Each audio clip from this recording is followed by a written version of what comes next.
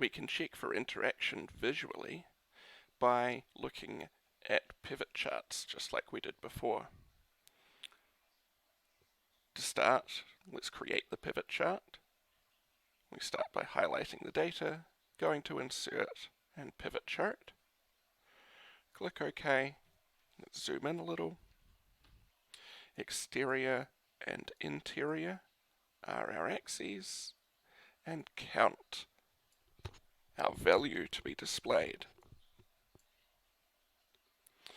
If we had our interior and exterior colors independent of one another, we would see the same pattern of bars for each exterior color. But we don't see that. For the blue and red interiors, we get about the same pattern of bars.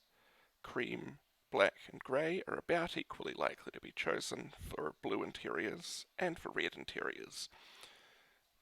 But for the silver exterior, black is much more likely to be chosen, cream is much less likely to be chosen.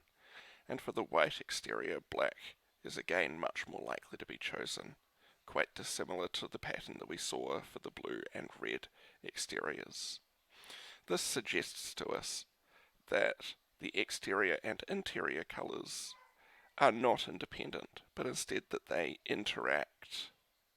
One interior changes its likelihood of being chosen depending on the exterior colour.